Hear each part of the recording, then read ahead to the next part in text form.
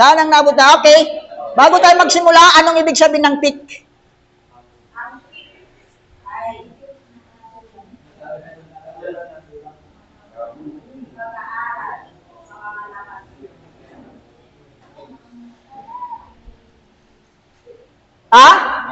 Ano ang ibig sabihin ng al-fiqh? Okay, paliwanag kita. Hukom? Okay. I-ano ko yung meaning.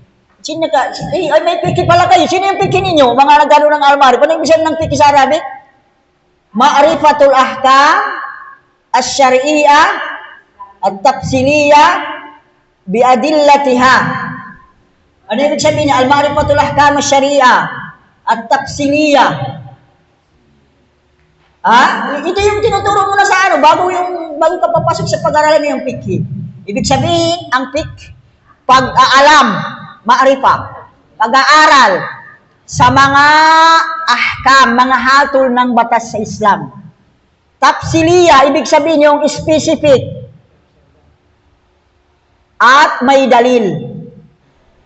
Kaya mga fiqh, saan kinuha mo? Bakit ka nagsabi na wajib ito?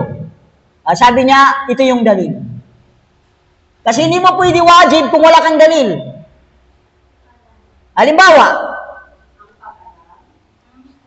Halimbawa, ang pansin niya, magbigayan ko ng, kung alam niya yung fiqh. Ano yung hatol sa paliligo ng araw ng Friday?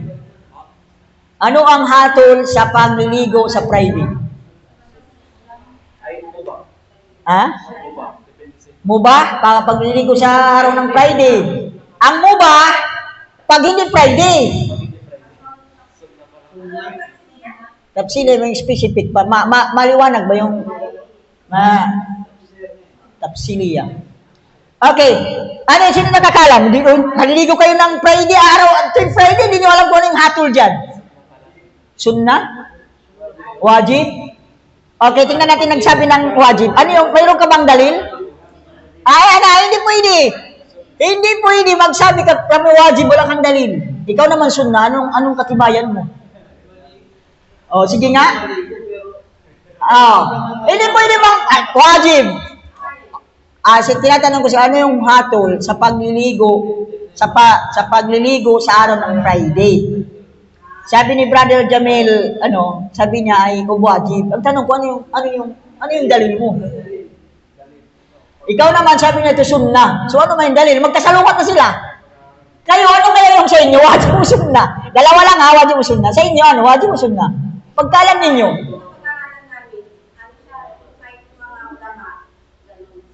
Ano yung ganun? Ano yung ganun? Wala isa na, okay. Pinagkatalunan daw. So, doon tayo sa wajib. Sa wajib, ano yung katibayan ng sabi ng wajib? Ang pagkait yung talunan, pinagtatalunan, sinasabi ninyo, pinagtatalunan, bawat isa mayroon silang katibayan.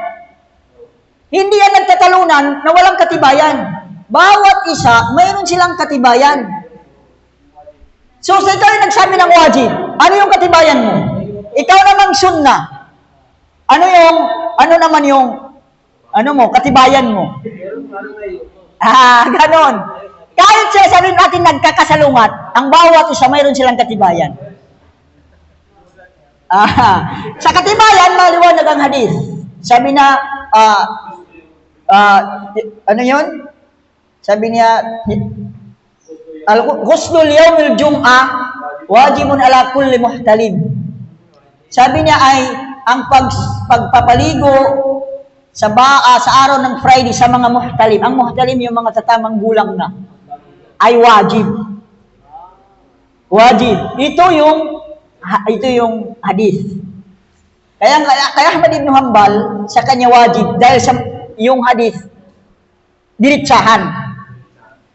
Pero sa mga jamhur ulama, yung sa karamihan ng mga ulama, sa kanila sunnah. Hindi sabi niya obligado. Ano ang patunay nila? Dahil hindi ito kasama sa mga obligado kailan lang ang mga obligado. Kung magbasa tayo ng mga kitab, ano yung mga obligadong paliligo? Ito yung mga junub, mga nifas, mga regla, yung mga ay janaza, salungat yung mga ulama. Hindi paliguan yung patay, tama. Pero yung magpaligo ng patay, salungat yung mga ulama. Janaza. So, hindi nakalagay doon, hindi nila nilalagay ng mga ulama. Yung kasama yung wajib yung paligo sa pati yung pagliligo sa sa yung mag-Muslim. Pero inshallah makukuha natin yan dito. Magbigay lang tayo halimbawa, ibig sabihin gano'n, ng fikhi, kapag magsabi ka ng wajib, mayroon kang katibayan. Magsabi ka ng sunnah, mayroon ka rin katibayan. Sabihin mo nga, anong katibayan mo? Bawat naman, kaya nga pakinggan mo yung sinabi nila para mayroong katibayan. Halimbawa, yung pagsusud ng niqab. Ano ba yan? Wajib o sunnah? Pagsusud ng babae ng niqab. Actually, palagi na ako natatanong sa mga ganyan. Actually, dati kong sinasagot ganito. Sabi ko, kung ang mga naggaganyan, nagsusud gan, nakakatukso. Ibig sabihin, di ba sinasabi natin yung maganda, dahil katutukso. Sabi ng isang supervisor, nakita ko sabi niya si ganito nakanikab, mas maganda pa sabi niya hindi nakanikab. So, maano yung sagot ko, maano, sabi mo yung naggaganon, kaya naggaganon, nakakatukso. Ibig sabihin maganda. Sabi ng supervisor namin, bakit sabi nakita ko yung nakanikab, mas maganda pa yung hindi nakanikab, kasi may ustad na dalawa. Yung isa hindi nakanikab, yung isa nakanikab. Mas maganda po sabi na hindi nakanikab. So ano na yung sinagot ko? Sabi ko, dapat pupunta ka sa Islam. Sabi ko na, nagkaroon ako ng idea. Actually, yung mga nakatukso, nakaano lang yun, mga paliwanag ng mga ulama. Pero ang talaga, salungatan sila sa wajib o sunnah. So ang talaga, base sa mga katibayan. Kaya nga, ang paliwanag ko na lang, sa mga nagninikab, may mga nagsusot ng ganyan, sila ang naniniwala na obligado ang magnikab. Sa mga hindi sinaniniwala na hindi obligado ang pagnikab. So ano ba yung ako question mo, di ba? Kung gano'n ang kasagutan natin, kasi kapag sabihin natin na nakakatukso, sabihin nila, mayroon naman maganda, hindi naman nagninikab. Di ba? Maali yung natin, yung kasagutan na doon, yung sinasabi ng mga ulama. Pero sangayon lahat ng mga ulama, ittifaq ang mga ulama, kapag nakatukso, sobrang ganda ng babae, dapat maglikab, obligado. Ittifaq sila lahat. Pero yung katamtama lang ganda mo, salungat sila kung obligado hindi. Okay, dito sa fikhi na ito, ang kahulugan ng Islam. Basahin natin na ang kahulugan ng Islam sa kanya ito ay ang pagsuko sa Allah subhanahu wa ta'ala, ang tunay na Diyos, ang karapat-dapat sabihin lamang, at ang pagtalima sa kanya sa pamagitan ng pagsunod sa kanyang mga ipinagutos at pag-iwas sa mga kanyang ipinagbabawal. Ito yung definition ng Islam. Nakita ninyo? Yan ang definition ng Islam. Kaya nga, pag sabihin lang natin ng Islam ay kapayapaan, mali. Kulang. Kaya nga, hindi natin yan. Sabihin natin dapat pinagpunan sa salitang Arabic na salam, ibig sabihin ay kapayapaan. Pero ang meaning ng Islam ganyan.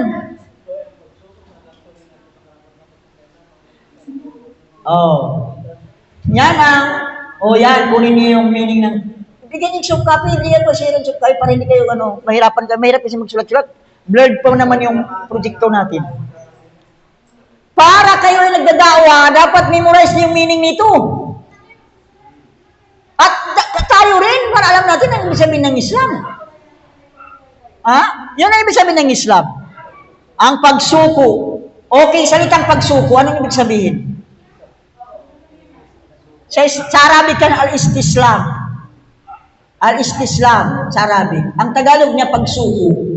Ano ang ibig sabihin salitang pagsuko?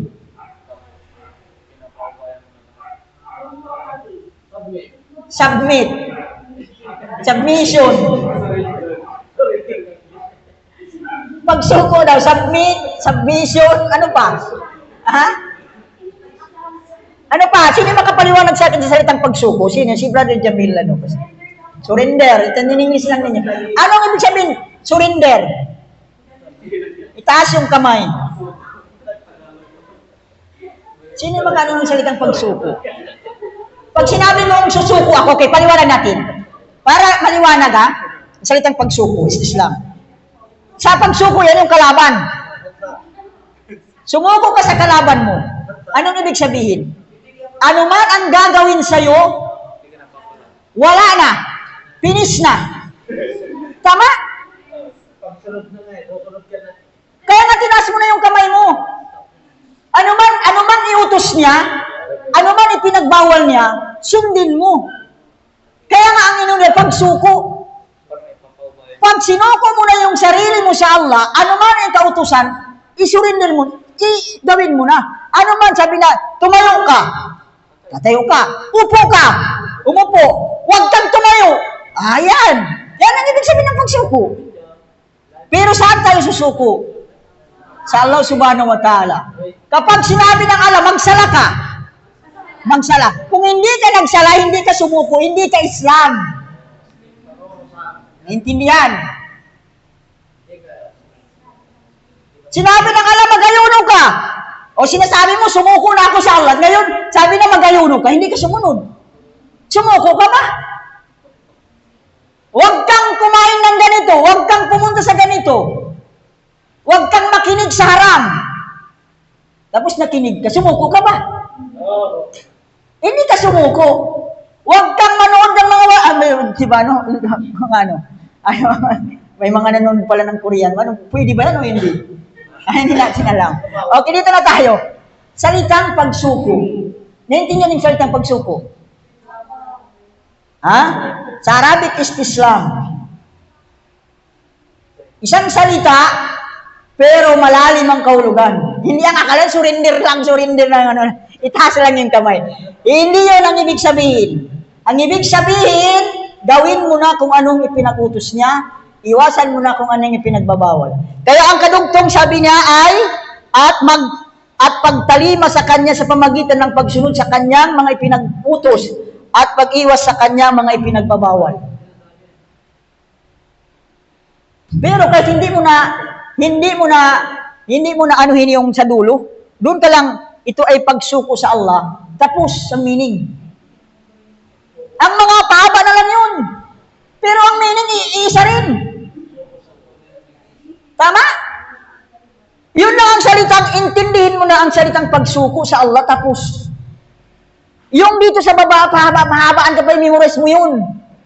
Ha? Baba ang meaning. Pero alamin mo lang ang salitang pagsuko, tapos. Kasi ang ibig sabihin ng pagsuko, sumunod ka kung ano yung pinakutos. Umiwas ka kung anong pinagbawal. Tulad ng sundalo, sumuko na, tumayo ka, umupo ka, sa susunod ka na. Anong gagawin? Kapag hindi mo ka sumunod, anong gagawin? Babarilin ka na. So, ang ano ang gagawin ng Allah subhanahu wa ta'ala, hindi ka susuko. Paparusahan ka. Tapos ang usapan. Maliwanag ang usapan natin sa meaning ng Islam. Okay, yung mga gutom, kumain lang. Ang haligi ng Islam ay 5. Inshallah, baka maisa-isa rin natin, baka mapag-aralan ito sa ano. Mapag-aralan natin sa Tauhid. O sa mga iba pa. At mayroon din siyang ano ito. Ano ito? Ito yung pagsaksi. Ang unang haligi. Pero hindi ito yung ano natin. Dito tayo magsimula tayo sa tahara. May tahara na ba? Yung darasal. Dapat mauna yung tahara. Yung tahara? Pero yung mga karamihan ng mga pikhi, magsisimula sa tahara. Kasi hindi ka makagawa ng ibada kung hindi ka magtahara muna. Pero sa pagdarasal agad dito, hanapin ko yung tahara. Okay. Dulo nito?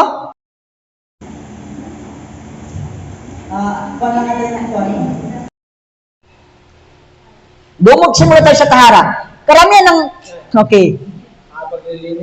Ang kitab fikhi, di ba, ito yung mga nag-aaral ng Marib. Ang unang pag-aaral, tahara. Pero okay lang. Tayo na yung mag-adjust sa kitab nito, hindi natin kitab. Tayo yung mag-adjust sa kanya. Hindi tayo kung gusto natin gumawa tayo ng kitab. Actually, kapag kitab, gamitin natin, magsimula sa tahara.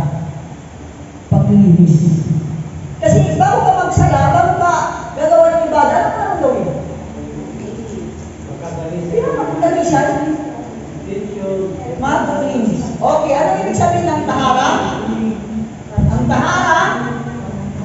Ano yung sabihin ng tara? Pinig ka, magtatanong ako. Ano ang ibig sabihin? Okay na yung pink. Ang pink ibig sabihin pang alam natin sa mga hatol. At ang hatol, nagbigay na ako ng 5 hatol. Yung wajib, sunna, o haram, makruh, mubah. Dapat alam nyo na yun, hindi na paulit-ulit. Maubos yung ano natin.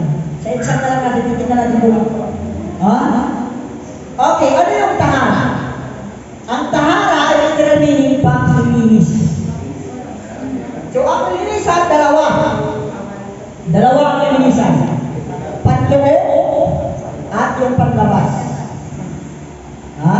Panloob at saka panlabas. Okay, ano muna yung panloob? Ang spiritual na paglilinis. Ang kadalisayan ng puso mula sa kawalan ng pananampalataya. Pagbabalat kayo at pagkabuod sa kapatid na Muslim. Kaya ba natin linisan ang puso natin mula dyan? Yan daw ang linisan. Kaya nakikita na ito. Kaya? Kaya natin linisan ang ating puso mula sa sinabi dyan? Ano ang linisan natin dyan? Una, kawalan ng pananampalataya sa Allah. Okay na, malinis na yun. Ibig sabihin, kasi kapag nagsahada ka, tanggalin mo yung lahat ng paniniwala na bukod sa Allah subhanahu wa ta'ala. Kasi kung magsama ka, naniniwala ka rin sa mga ripunto kung ano sila sa mga dyan, hindi malinis ang puso. Intindihan? Kaya kung una mong linisin yung puso mo, yung paniniwala. Linisan ang paniniwala. Huwag ka na kumano sa mga bundok. Pupunta ka sa mga nuno. Pupunta sa mga kung pinupuntahan nila ng mga hihingi ng mga lalaki. Ha?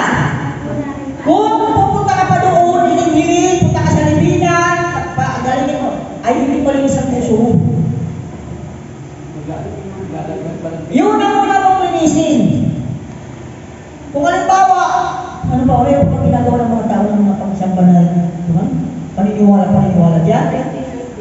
Kung mga naniniwala ka pa sa mga albularyo na yan. Ha? Albularyo, may mga Muslim pa, anak. May kilala ba kayo Muslim albularyo? Hindi ko alam. Ha? Okay. Pwede yung manggagamot. Magkaiba yung manggagamot sa yung albularyo na yan. Intindihan? Ha? Magkaiba yung albularyo at saka yung manggagamot. Ang manggagamot, walang problema puntahan natin as long as ang kanyang paggagamot hindi labag sa Islam. Walang mga ritual. Kung halimbawa, yung mga marunong magkaroon ng pilay. Di ba yung mga marunong magkaroon ng pilay? Yung magagamot yun. Walang problema pumunta ka doon. Pero yung mga albularyo, hindi basa-basa yung gano'n mga ganito-ganyan. Bakit yung tinatawag nilang Diyos yun?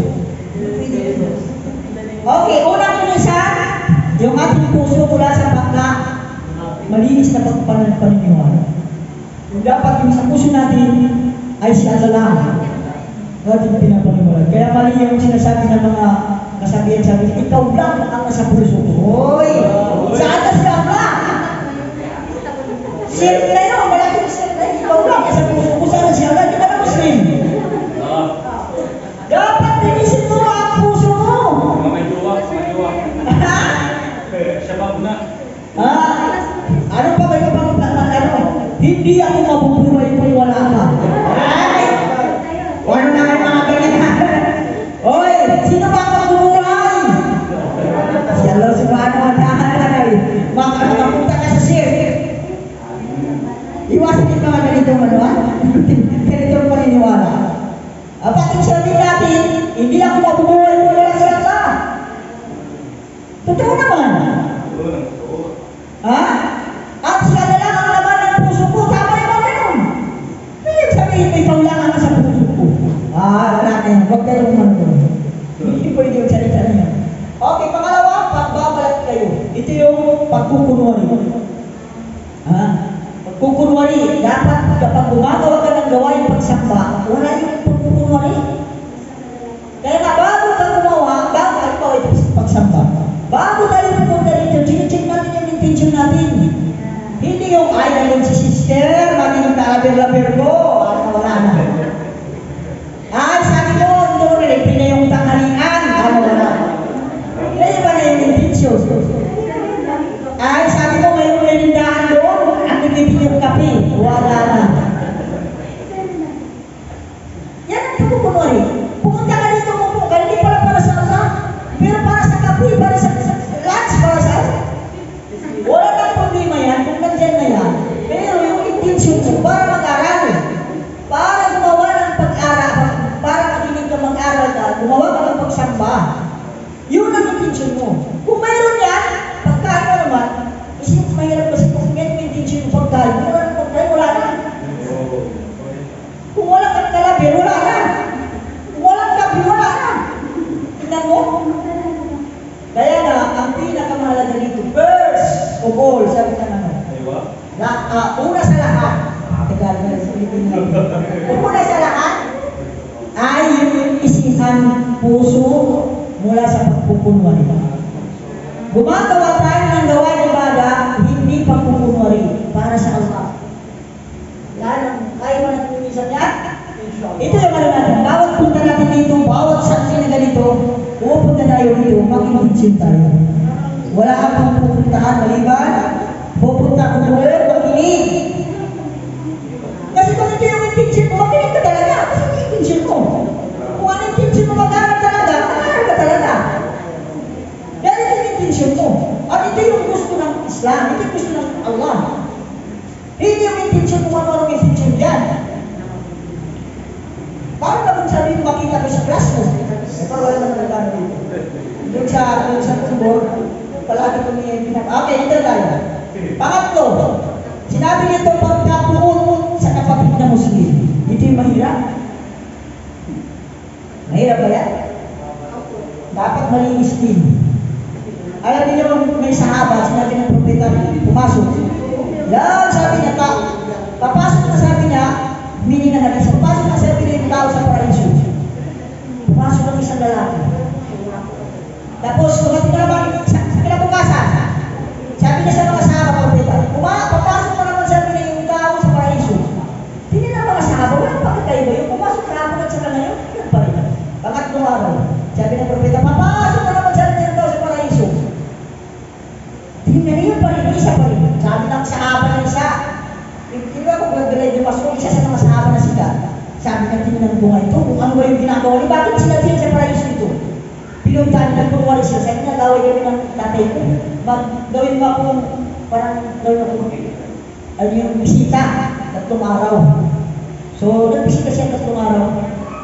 Tapos, yung tao na ito, mas tinitingnan niya, sinusubay-subaybayan niya kung ano ang ginagawa, bakit daw sa paraiso? Sa loob ng 3 araw, wala sila nasubaybayan na iba. Iba-iba na magsara ng tattoo, magsara ng magsara 5 times. Hanggang tinanong niya, ito po sabi niya, wala ka nang pinagawain sa pamilya ko. Pero ito sabi niya, narinig ko ang propita, tao sa paraiso. Ano sabi ng sikreto mo? Ay, sabi niya, wala akong sikreto. Maliban sabi niya sa isa, sa tuwing sabi niya ako'y matulog, nililinis mo sabi niya ang puso ko. Pinapatawad ko na ang mga nagkasala sa akin. At humihingi na ako ng kapatawaran. Ang mahalaga na nililinis ng puso. Tingnan ninyo. Ito. Tayo dito sa mundo, wala tayong layunin sa mundo nito.